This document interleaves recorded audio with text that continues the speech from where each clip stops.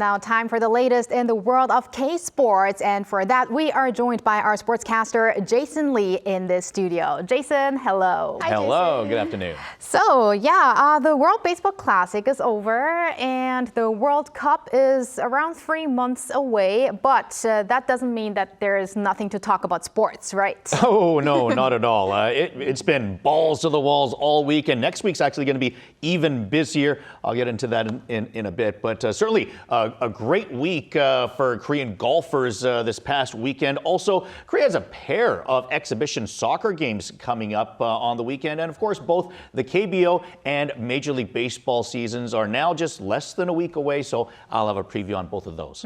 Perfect. So why don't we start with the Korean golfers that you're speaking highly of. So who are they? What happened? All right. Let's start off with the ladies as Kim Hyo-joo managed a wire-to-wire victory at the Foreignet Founders Cup. Kim fired an opening round 9 under 63 and basically never looked back. Well, that was until the final round. Kim had a 5-stroke lead on Nelly Korda going into the final round, but then she started to unravel. By the 10th hole, they were actually even. But Kim Hyo-joo finally regained her composure and took a 1-stroke victory. The win for her is her 8th on the LPGA Tour and her first in basically 1 year, as she is the defending champion of the next event in Phoenix next week. Other Koreans who placed in the top 10 included Kim Se-young and Im Jin-hee, who actually tied for 3rd place, while Ryu Hae-ran tied for 5th place. So a great weekend for the ladies. It must have been a very tense final round for Kim. But it is really great to see these multiple players making it near top as well.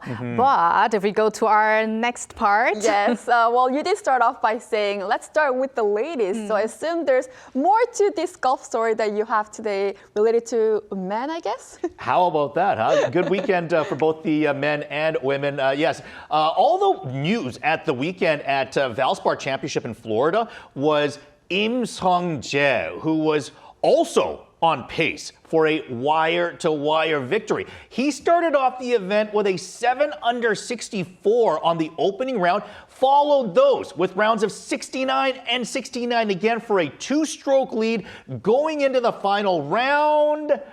But that's where the wheels fell off the train. Sung-jae shot a 3 over 74 on the final round. That opened the door for Matt Fitzpatrick to blow by him with a final round 68. That was good for a 1-stroke victory over David Lipsky. Sung-jae actually had to settle for a 3-way tie for 4th.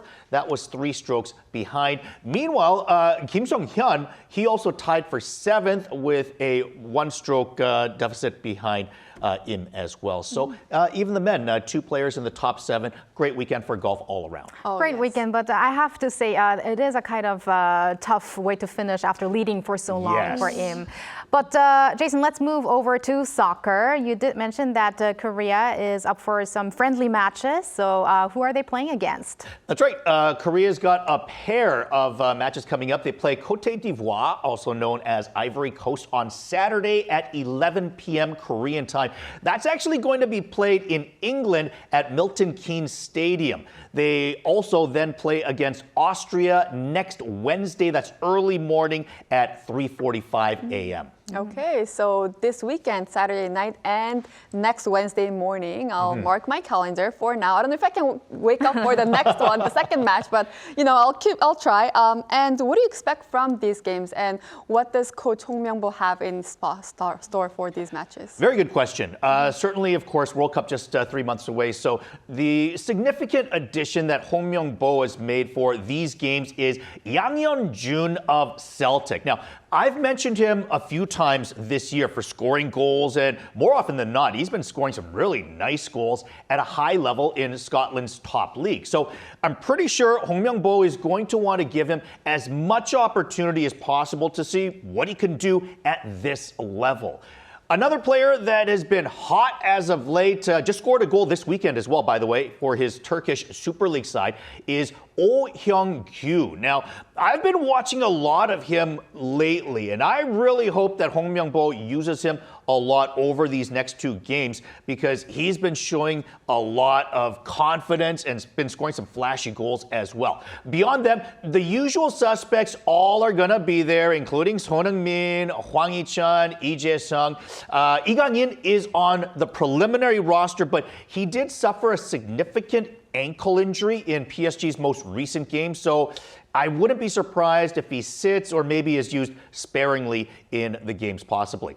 As for the games itself, against Ivory Coast, this is a very good team. They have several players with top European teams like Amad Diallo with Manchester United, Ibrahim Sangare with Nottingham Forest, Evan Guessand of the Crystal Palace. So this is definitely not going to be an easy game. I think they're ranked 33rd in the world compared to Korea's 22nd.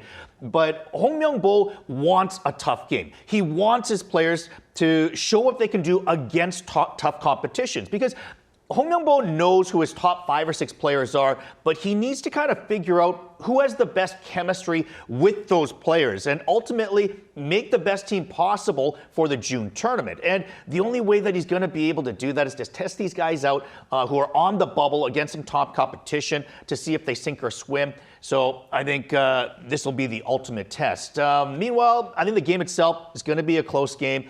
Maybe something like a 1-1, 2-1 game, I would figure. Okay, so while Bella has made notes for the schedule, I'm going to make notes on Jason's forecast on the scores. And now let's shift over to baseball. We are now officially in spring, and that means spring season means baseball season in Korea as well as in North America. Yeah. So could you give us a preview on what we can expect this year? Sure. Let's start off with the KBO, which starts this Saturday for all teams around the league. The top 2 teams for much of last year were the LG Twins and the Hanwha Eagles.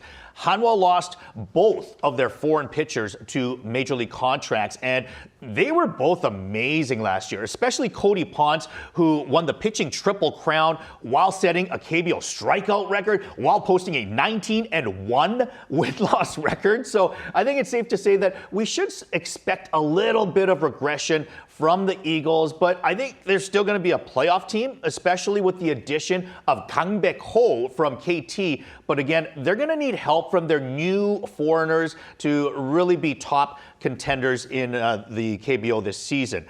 LG, on the other hand, I mean, oh my goodness, they have done a great job of keeping the core of their team together. They did lose Kim Hyun-soo to KT in free agency over the offseason, but that's pretty much it. I mean, everyone else, Oh Ji-hwan, Park Dong-won, Austin Dean, their foreign player, Hong Chang-gi, Shin Min-jae, Park Hae-min, I mean, the list goes on. Of course, Moon Bo-kyung, who tore it up with the WBC 11 RBIs in 4 games. They've got all of their core players back together. So I think LG will be the favorites once again, without a doubt. And I'm going to make a little prediction on top of this. Okay, so I'm going to say at some point this season, maybe later in the summer, I think there's a very good chance that Ko Suk returns from North America to bolster the LG bullpen even more. So I think it just really strengthens their chances of repeating again. Oh, so we'll mark that prediction as well. And actually, it's on my bucket list to go watch one of the games because it's now so tough to get my hands on those KBO tickets, right? Yeah. So it's on my bucket list this year. We'll see if I can make it. Tuesdays, Wednesdays are the best opportunities Tuesdays and to go. Yeah, Wednesdays? weekends are almost I always know, sold weekends out. are impossible. Yeah. I tried last year. But you're also talking about a lot about An Hyun-Min and Kim Do-young as well. So do you have some stories on them as well? I know we hear these names a lot. I guess I do talk about them quite a bit. I guess I have a man crush on both of them, but for good reason. I mean, both of them became so good in such a short, sudden amount of time. So I think, once again, An Hyun-Min and Kim Do-young, I think there's good reason to expect them to continue to have a good season. But I think another name that we should look for in the upcoming season is No Si-hwan of the Hanwha Eagles. Now, at the end of in the offseason, I should say, he signed a contract extension with Hanwha for 30.7 billion won. I mean, a staggering amount. It is over 11 years, but still, this is a contract that is absolutely unprecedented when it comes to the KBO. And here's the thing. Normally, after signing a contract like that, I mean, sports journalists, they're going to talk about, well, he's probably going to become complacent now because there's no incentive to perform. He's got a guaranteed contract for 11 years. What motivation does he have? But there's an interesting clause in that contract that includes that No Si-hwan can be posted to Major League Baseball after this coming season. So if No Si-hwan goes out and has himself an MVP season, let's say something like 40 home runs while hitting 300, which is ambitious for him, but at the same time, not out of the question. This is definitely something that he's capable of. If he puts up numbers like that, I mean, his 30.7 billion won contract, that's going to look like peanuts compared to what he could command overseas. So, yes, keep watching Hyun-Min and Kim Do-young, my man crushes, but at the same time, I might have a new man crush by the end of the season in No Si-hwan, as if he's playing with a purpose, we'll see what happens. Let's see. And Jason, you did mention Ko Woo-seok before, but what do you think about the other players overseas? All right, yeah, let's start with Lee Jung-hoo, of course, of the San Francisco Giants. He just hit his first home run of spring training this weekend, but of course, he hasn't played much yet because of the World Baseball Classic. Now, already, he's 10 for 22 with a double, a triple, and as I said, a home run, 2 walks, no strikeouts. So he's been great this spring, and I expect this to carry on over the regular season. So honestly, I think Lee Jung-woo is going to have a big season. He might only hit maybe, say, 10 or 15 home runs, but I really think that he's going to be maybe in the top 5 or so of batting average by the end of the year. So he should be comfortable there now after spending a full healthy season in Major League Baseball. And once he gets comfortable, I think he should be ready for a big breakout. As for everyone else, the news not so good with Kim Hae-sung. He's been sent down to AAA despite hitting 407 with a home run, 5 stolen bases in spring training. And what's got to sting a little more, Tommy Edman and Enrique Hernandez are injured right now. So the Dodgers, they seem to really like Alex Freeland. Honestly, I don't know why. And honestly, I think he's not even really ready for the team. So I wouldn't be surprised if he's eventually swapped for Kim Hae-sung eventually at some point during the season. The question becomes, will that happen before or after Tommy Edman and Enrique Hernandez are healthy again, because they could be roadblocks again for Kim Hae-sung. Song Sung-moon, for now, has been placed on the injured list to start the season. It's the same lat injury or oblique that he suffered back in January. This could be bad for him because he's basically on the bubble as it is. The team's going to take it slow with him because once he's healthy, they're going to want to make sure that he stays healthy the rest of the way. The only question becomes, can he hit once he's back? So we'll have to wait and see on that. Kim Ha-sung on the Braves, he had surgery on his right middle finger last month and should be back by May or June. He's currently practicing fielding with his left hand, but he's not able to swing a bat just yet, so he still is a ways away. But once he's ready to play, he'll have a starting job with the Atlanta Braves, who of course are a very good team. They signed him to a big contract in the offseason. So once Kim Ha-sung is ready to go, he should also be balls to the walls. Okay, wow. Planning to keep an eye on here at home and abroad as well. Thank you very much, Jason, for those updates, and looking forward to next time. Looking forward to it. Jason. And thank you, Bella, as always. We're going to have you back here soon. Yes, I'll see you back soon.